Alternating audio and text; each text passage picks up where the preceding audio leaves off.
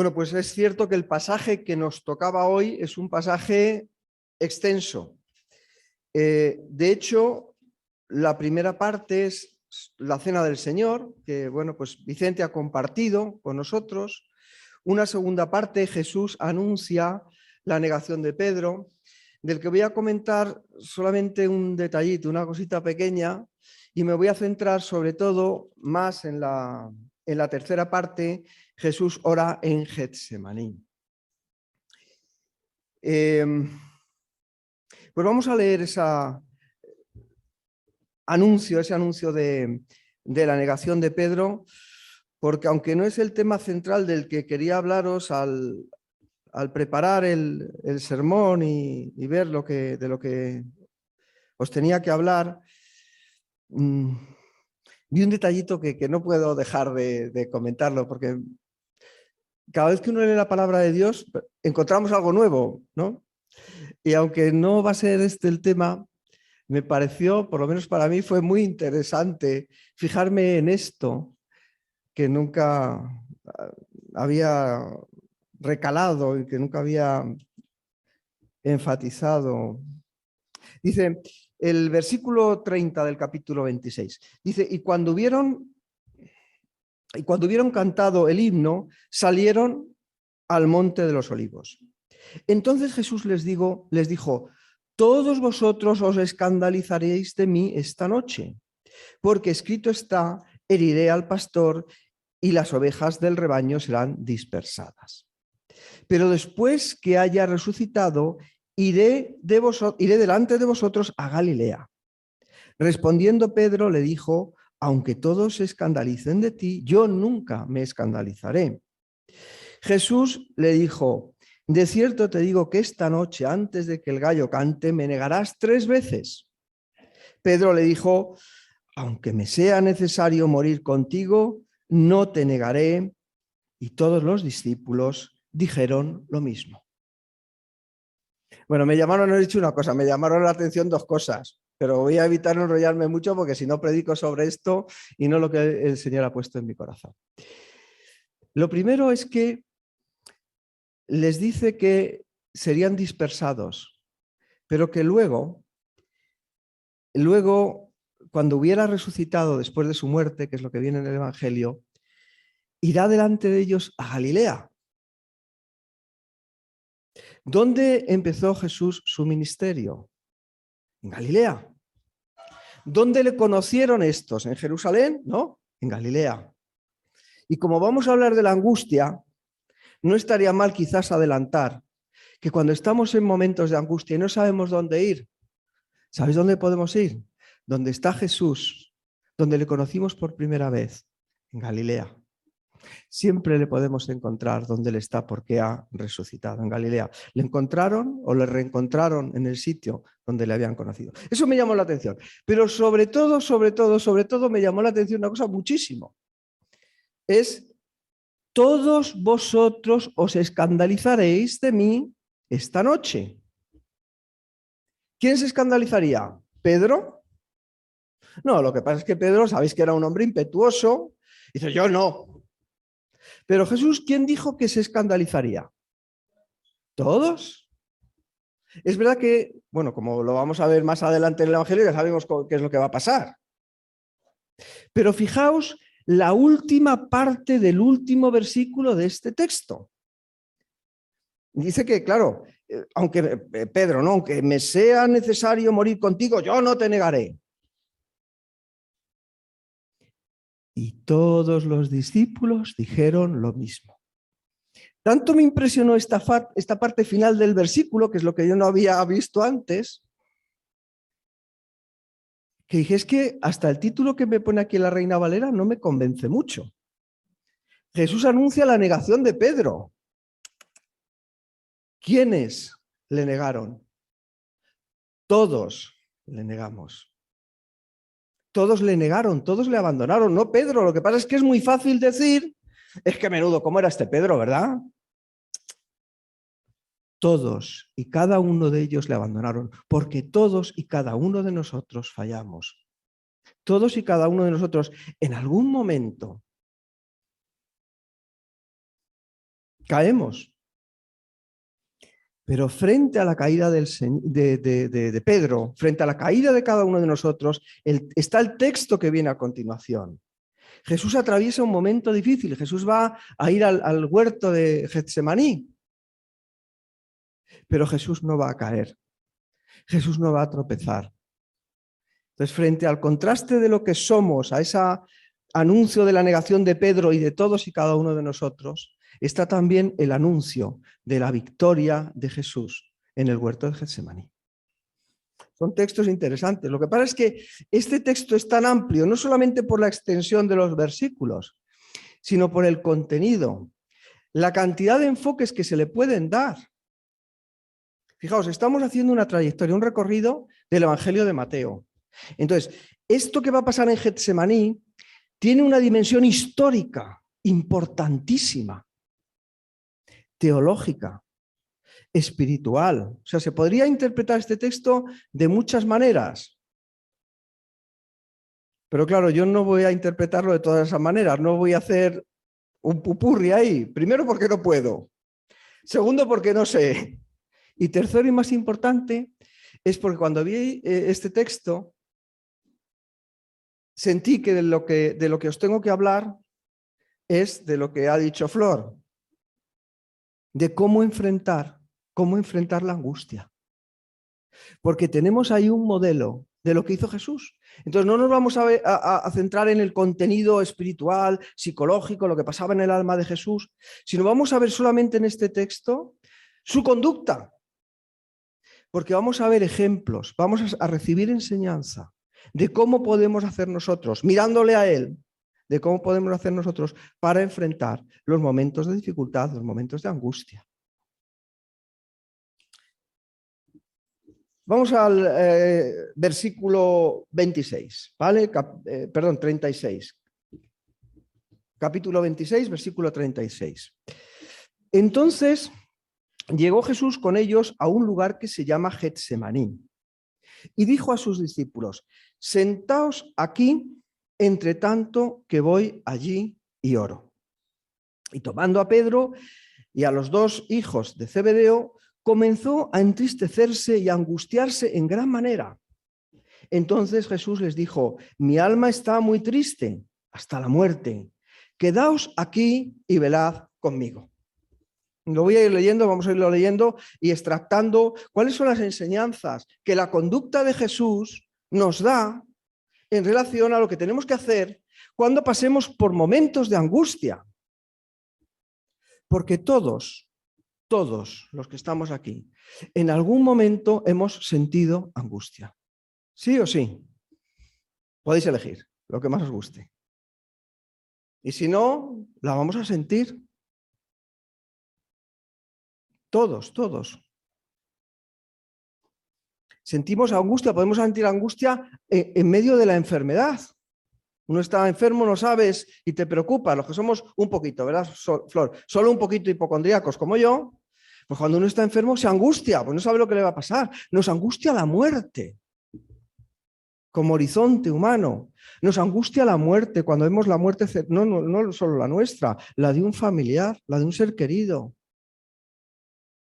Nos produce angustia cuando se va a producir o cuando se ha producido. Nos puede producir angustia el trabajo, cuando las cosas no salen como esperábamos, cuando el jefe no nos trata como queríamos. ¿Qué os voy a decir? Cuando perdemos el trabajo o cuando no alcanzamos el puesto de trabajo al que aspirábamos. Todas esas situaciones laborales nos crean muchas veces angustia, a los cristianos también. Las relaciones familiares nos pueden crear angustia. Cuando no estás bien con tu pareja, cuando te preocupas por tus hijos. Los afectos, porque el ser humano, además de tener cabecita, tenemos también corazón. Muchas de las angustias que tiene el ser humano tienen que ver con los cariños. Los jóvenes, cuando el chico que me gusta o la chica que me gusta me ha puesto una mala cara o no, me encuentro mal, no puedo dormir. Por el trabajo, por las relaciones, por los afectos, por la vida misma. Por la vida misma. Porque el presupuesto no nos llega a fin de mes. Y uno dice, ¿cómo voy a hacer yo en el futuro? Y esto genera angustia. Es que tengo que hacer una obra en la casa y no sé cómo voy a hacer. O tengo que hacer una inversión y si me sale mal. Bueno, dichoso tú que puedes hacer la inversión, pero eso te genera angustia, preocupación. La relación con Dios, a veces, incluso la relación con Dios, nos genera o nos puede generar angustia. Qué bonita canción, ¿eh? La de estar a los pies de Jesús. Pero ¿cómo te sientes cuando ni siquiera puedes llegar a los pies de Jesús? Y te preguntas, ¿dónde está Jesús? Que no le veo. Aquella mujer que decía, si tan siquiera pudiera tocar el borde de su manto, pero es que no llegas porque no sabes dónde está. Y tienes una angustia espiritual profunda, una insatisfacción. Tal vez tú ahora, en este momento, alguno de los que estáis aquí, alguno de los que nos están escuchando cuando escuches este mensaje, tal vez tú estés atravesando ese momento de angustia. Pues mira, fenomenal. Entonces he acertado con el tema del mensaje de hoy. Te va a venir de maravilla, te va a ser de bendición. Porque a lo mejor ahora, en este momento que me estás escuchando, estás atravesando un momento así. Todos atravesamos estos momentos. Jesús atravesó por momentos de oscuridad, por momentos de angustia. Cuando vi la primera vez este texto pensé hablar de la soledad de Jesús, de la oscuridad, algo así. Porque incluso Jesús atraviesa por angustia. Mi alma está muy triste hasta la muerte. Esto no es una angustilla, esto es una angustia profunda. ¿Y qué hizo Jesús? Vamos a la parte práctica. Hoy es un sermón muy práctico. Yo no soy una persona de recetas, me gustan más ya sabéis, las especulaciones filosóficas, teológicas, abstractas y esas cosas que también sirven, pero hoy quiero que seamos muy prácticos. ¿Qué hizo Jesús cuando sintió esa angustia que le estaba atenazando? Pues solamente en estos versículos que hemos leído nos damos cuenta que Jesús hizo dos cosas. Fijaos la primera, en el versículo 36. Sentaos aquí en tanto que voy allí y oro. Lo primero que hizo Jesús cuando sintió esa angustia, dijo, quietos, paraos. Yo me voy ahí y oro. Lo primero, cuando tienes angustia, iba a decir, además de comerte el coco, porque eso te va a pasar solo, te va a venir sin que yo os lo sugiera, pero lo primero que hace Jesús es irse a orar, a orar. Eso es lo que hay que hacer. Lo primero que hay que hacer cuando hay angustia es orar. Pero luego también, en estos tres versículos ya nos está diciendo otra cosa muy importante. Y es que tomando a Pedro y a los hijos del Zebedeo, comenzó a entristecerse. Fijaos, la segunda cosa que hace Jesús es que Jesús compartió su dolor, compartió su angustia. Menudo ejemplo, menudo ejemplo. Que no somos llaneros solitarios, que no somos Superman y que a veces parece que vamos con la vida como si realmente lo fuéramos. Y que todo nos va bien y que no podemos, sobre todo a veces las personas pues que tienen una posición que se les ve más, están aquí delante. Y no pueden mostrar fragilidad. ¿Cómo voy a ir yo a pedirle a David que ore por? Pues si no lo hago es porque soy orgulloso. Porque Jesús, que era el Hijo del Hombre, el Mesías, el Hijo de Dios, el Creador del mundo, el que hizo todas las cosas, llega un momento que está tan angustiado y tan triste que tiene que recurrir a simples seres humanos para decirles, venid a orar conmigo. Venid a acompañarme porque estoy solo y mi alma está angustiada y triste hasta la muerte.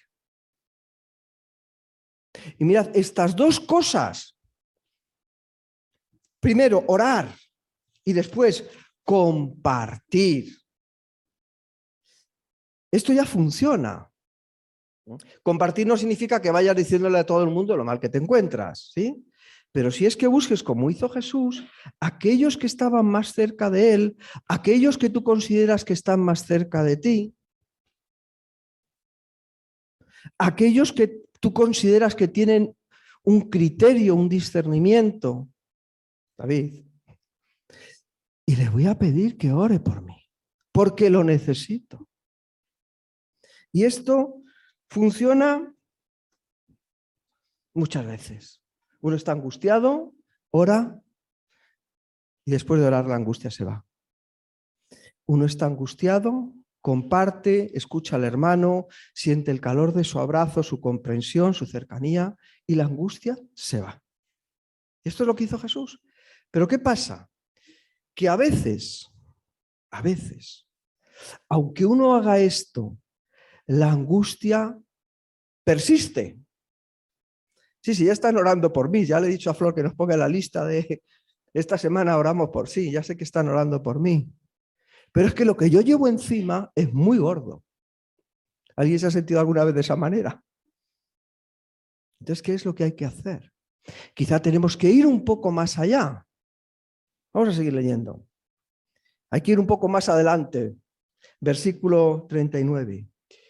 Y yendo un poco adelante, se postró sobre su rostro, orando y diciendo: Padre mío, si es posible, pase de mí esta copa, pero no sea como yo quiero, sino como tú.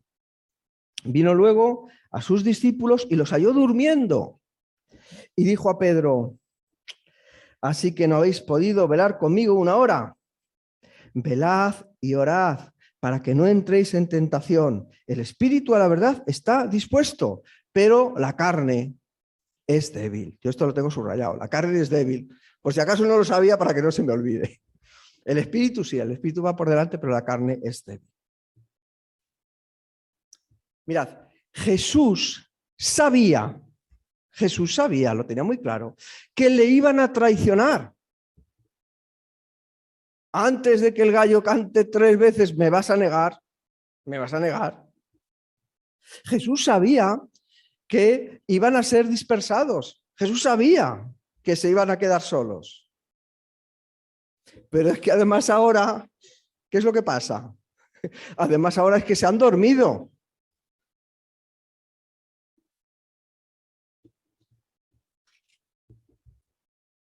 ¿Cuántas veces las personas que deberían o deberíamos estar despiertos estamos dormidos? ¿Cuántas veces una persona llegó a nosotros con angustia, con dolor en su corazón, pasándolo mal, y miramos para otro lado? Esto es muy grave. Esto es muy, muy grave. Sobre todo para los que somos pastores, sobre todo para los que tenéis o tenemos la carga de cuidar a otras personas. Pero a veces tenemos tantas cosas que hacer que no vemos el dolor de los que sufren. ¿Y eso sabéis lo que pasa? Que eso hace daño. Eso hace que muchas personas que vienen a nosotros buscando consuelo salgan decepcionadas, heridas, dañadas, que algunos hasta pueden apartarse del Señor o alejarse de su iglesia. Qué tremenda responsabilidad. Y ellos se quedan dormidos. Bueno, es un aviso para los navegantes. Pero ¿qué es lo que hace Jesús y qué es lo que podemos aprender? Jesús tenía, y es lo que vemos en estos 3 versículos, Jesús tenía clarísima una cosa. Bueno, Jesús tenía muchas cosas claras, pero aquí vemos que tiene una clarísima. Y es que hacer la voluntad del Padre no era algo condicional. Padre mío, si es posible, pase de mí esta copa, pero no sea como yo quiero, sino como quieres tú. Y esto Jesús lo tenía clarísimo. Condicional, condicional significa que depende de otra cosa. ¿Sí? Un condicional es si pasan tal cosa o si tal, entonces haremos otra cosa, ¿no? ¿Está claro? ¿Sí? Pues Jesús tiene muy claro que obedecer a Dios, para él, obedecer a Dios no era condicional. O sea, no dependía la obediencia al Padre, no dependía de que a él le apeteciera o no le apeteciera. La obediencia al Padre no dependía ni muchísimo menos de Pedro, de Jacobo o de Juan. No dependía del ánimo o de la conducta de los demás. Uy, es que si todo me sonríe, es que si me encuentro bien, es que si el pastor me apoya. No. Aquí Jesús está solo. Aquí los demás se han dormido. Aquí no hay nadie, nada más que Jesús orando ante su Padre. Pero Jesús tiene muy claro que aunque esté él solo, él va a hacer la voluntad de su Padre celestial. Y yo os pregunto una cosa, cuando tú estás en angustia, ¿qué modelo quieres seguir? ¿El modelo de Pedro? ¿El de los discípulos que cuando vieron que su maestro era apresado y las cosas se ponían feas, cada uno se fue por un sitio? Entonces, ¿ese es el modelo tuyo? ¿O tu modelo es Jesús de Nazaret, que tenía muy claro que su decisión y su voluntad no sería afectada por lo que hagan los demás? Imagínate que eres la única persona en esta iglesia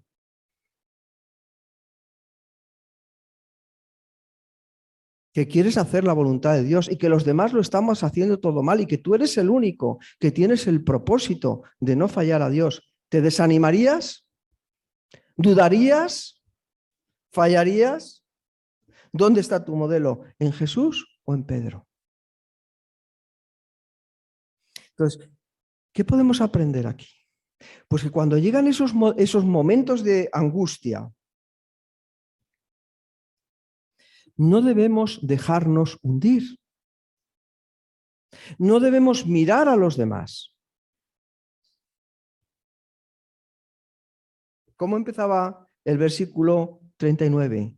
Y yendo un poco más adelante.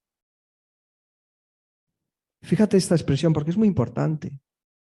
Porque Jesús a veces, en nuestro dolor, en nuestra angustia, en nuestra soledad, cuando todos nos abandonan, lo que nos está queriendo hacer es bendecirnos. Está queriendo que demos un paso más allá.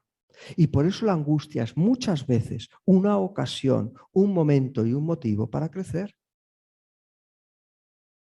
Aunque todos te abandonen, da un paso más allá y enfréntate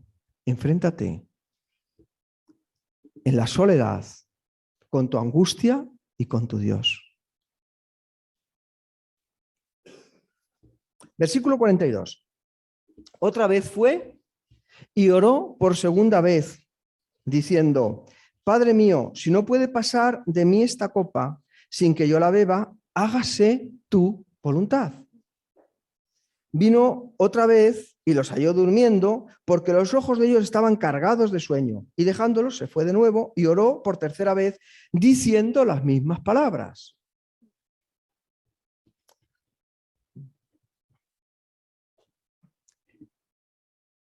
Pedro falló, ¿verdad? Pedro y los demás se quedaron dormidos. Nos avisa que le negarían.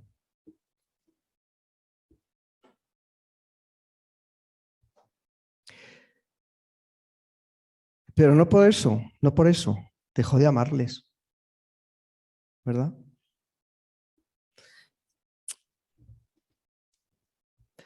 ¿Por qué aunque los demás fallen, nosotros no tenemos que fallar? ¿Por qué aunque los demás flaqueen, nosotros no tenemos que flaquear en nuestra fe? Porque Jesús no lo hizo. Mi papá decía, usaba una expresión, era de Córdoba, decía, es que falla más que una escopeta de feria. ¿Lo habéis oído alguna vez? Y decía mi padre, dice, no te fíes porque las escopetas de feria, la mirilla de adelante, normalmente le han dado un golpecito con un martillo, entonces la mirilla está desenfocada. Entonces, apuntes como apuntes, no vas a dar. Entonces, los seres humanos, ¿qué es lo que nos pasa? Que tenemos la mirilla desenfocada. Pero Jesús, lo acabamos de ver, Jesús tenía la mira muy clara. El que yo atine, el que yo haga la voluntad de mi Padre, no depende de lo que hagan y lo que digan los demás. Entonces, los seres humanos fallamos mucho. Pero por mucho que fallemos, por muy grande que sea nuestro pecado, el amor de Él por nosotros es más.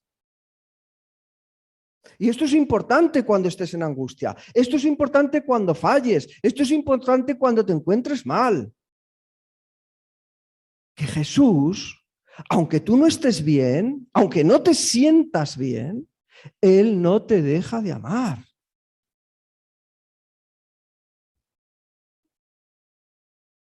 Si no puede pasar de mí esta copa sin que yo la beba, si me la tengo que beber, hágase tu voluntad. Y nos habla de una copa que Cristo se tenía que beber. Hoy hemos recordado la copa que tomaron en la Santa Cena, ¿verdad? ¿Qué significa esa copa? Esa copa significa nuestra salvación. Esa copa significa el perdón de nuestros pecados, la limpieza de nuestra vida pasada. Pero es que Jesús se tenía que tomar otra copa, que era la de que le iban a clavar en una cruz. Y que Dios iba a derramar sobre él la ira de todos nuestros pecados y el castigo de nuestra culpa iba a repercutir sobre él. Y esto le angustiaba.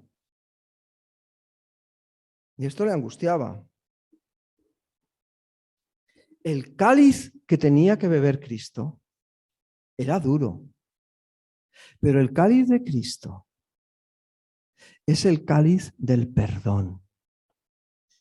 Jesús bebió esa copa para perdonarnos. Jesús bebió esa copa porque nos amaba. Jesús bebió esa copa por ti y por mí. Y esto dicho sea entre paréntesis, a mí me enseña otra lección. Y es que tenemos que perdonar. Que tenemos que perdonar. Y que el perdón, el cáliz del perdón, la copa del perdón, es amarga. Y muchas veces muy amarga. Pero mi recomendación es que hoy, aunque sea hoy o en el momento que te toque, si hay alguien que no has perdonado, que te tomes un sorbito de la copa del perdón, de la amarga copa del perdón. Porque para perdonar uno tiene que morir a sí mismo. ¿Qué es lo que hizo Jesús? Morir por ti y por mí.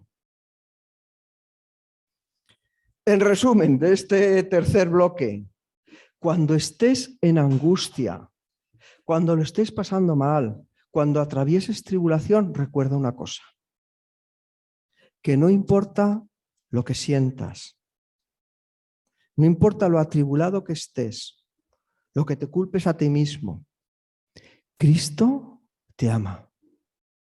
Cristo bebió esa copa por los que él sabía que le iban a perdonar.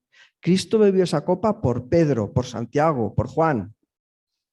Pero Cristo bebió esa copa también por ti y por mí. ¿Por qué? Porque Cristo nos amó y porque Cristo nos ama.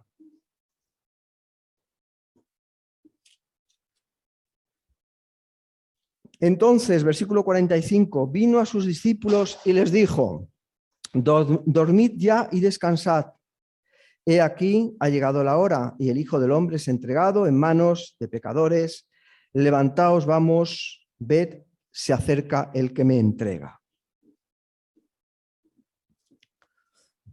A mí me llama la atención una cosa mucho. En este pasaje tan sombrío, en este pasaje tan intenso, podemos decir, me llama mucho la atención el sentido del humor que tiene Jesús a veces, su ironía.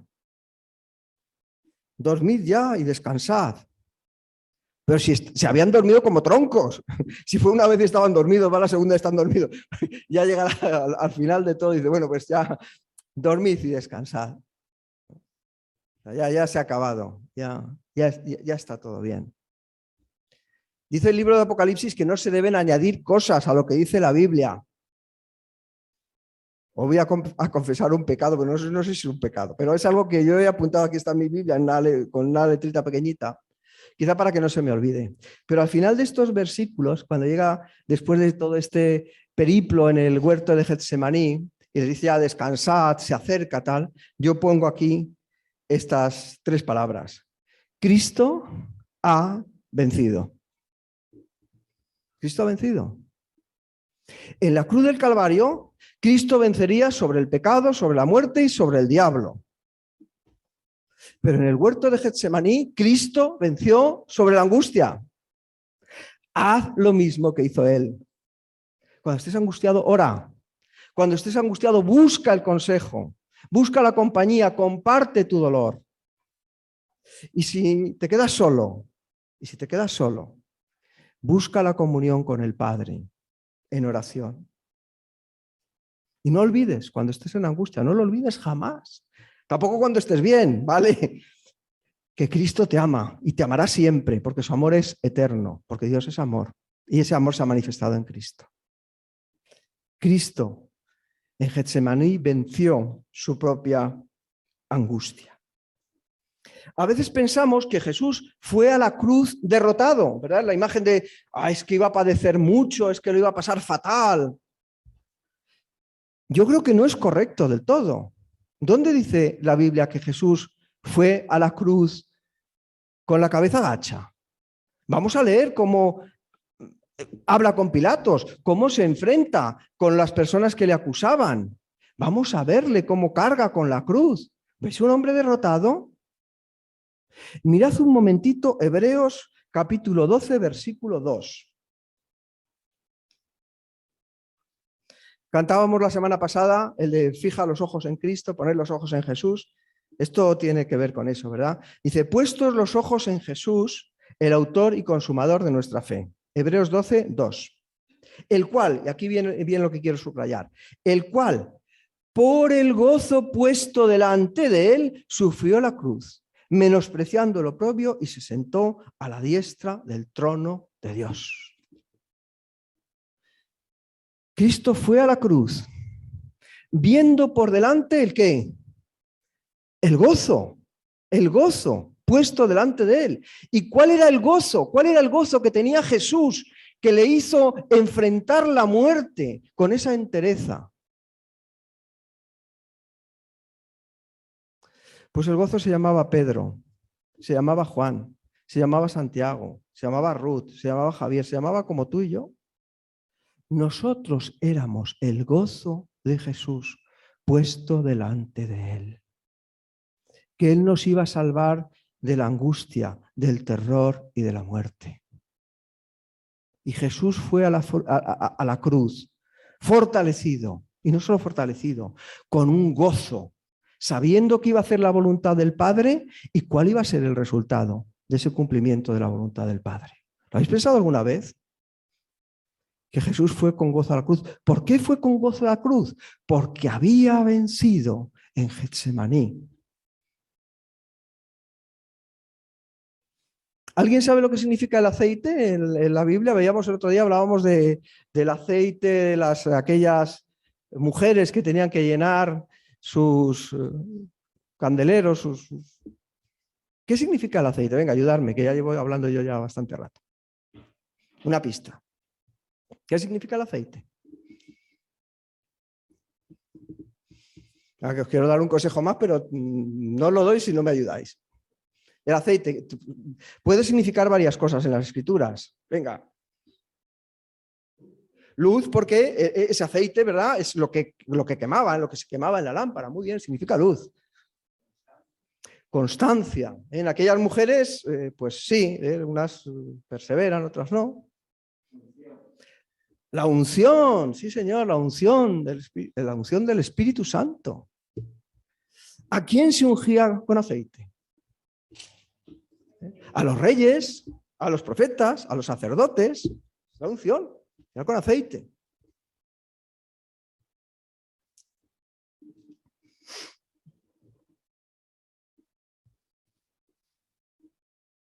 Vamos a leer, estamos ya al final del texto, ¿no? ¿Me permitís que vayamos al principio otra vez? Mira, dice, entonces llegó Jesús con ellos a un lugar que se llama Getsemaní. Estaban en el monte de los Olivos, que Ángel y Flor saben que está muy cerquita de Jerusalén, ¿no? saliendo de la ciudad a la derecha, ¿no? Y fueron en el huerto de los Olivos a un lugar que se llamaba Getsemaní.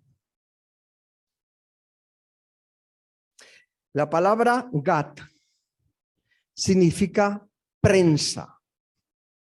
La palabra smané significa aceites. No es de extrañar que en un lugar donde había olivos hubiese una prensa para las aceitunas para hacer aceite.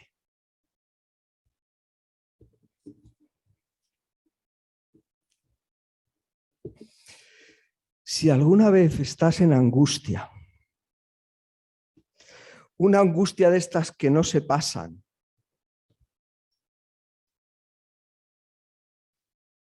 el penúltimo consejo es que te vayas al huerto de Getsemaní, que te vayas al lugar donde está la prensa que estruja las olivas para que salga el aceite, que te vayas al lugar donde Dios trabaja contigo en lo más secreto y en lo más profundo de tu alma. Porque quizá otros no lo entienden, quizás ni lo entiendes tú. Pero Dios sí lo sabe. Y Él te va a dar la victoria. Quebranta mi corazón, hemos cantado hoy, quebranta mi vida. Te entrego mi voluntad a ti. Jesús no solo le entregó su voluntad al Padre en la cruz del Calvario. Jesús entregó su voluntad al Padre en el huerto de Getsemaní, cuando dijo, no se haga mi voluntad, sino la tuya. Y gózate porque después de la muerte viene la resurrección. Hubo una mujer, no es porque tenga que dar aquí la cuota feminista, ¿vale? Voy a hablar de una mujer que se llamaba Teresa de Jesús, es por propios méritos, ¿vale? Y es una mujer que tuvo que pasar a lo largo de su vida muchas angustias, muchas tribulaciones, muchos problemas, ¿eh? La Inquisición estuvo detrás de ella muchas veces. Y ella escribió, nada te turbe, nada te espante. La paciencia todo lo aguanta. Quien a Dios tiene, nada le falta. Solo Dios basta. Solo Dios es suficiente. Vete al huerto de Getsemaní para encontrarte con el único que es suficiente. Aunque tú falles, Él te amará siempre. En la cruz del Calvario Él no solo venció su angustia, venció también tu propia angustia y tu fracaso. Es posible que nosotros nos durmamos, es posible que nosotros le abandonemos, pero podéis estar y podemos estar seguros de una cosa, Él no nos abandonará nunca, Él estará con nosotros siempre. En tu angustia, Cristo velará por ti. Salmo 121, versículos 3 y 4. No dará tu pie al resbaladero, ni se dormirá. Nosotros sí nos dormimos, ¿verdad? Pero Él no dará tu pie al resbaladero, ni se dormirá el que te guarda. He aquí, no se adormecerá ni dormirá el que guarda a Israel, el que nos guarda a ti y a mí. Que el Señor os bendiga.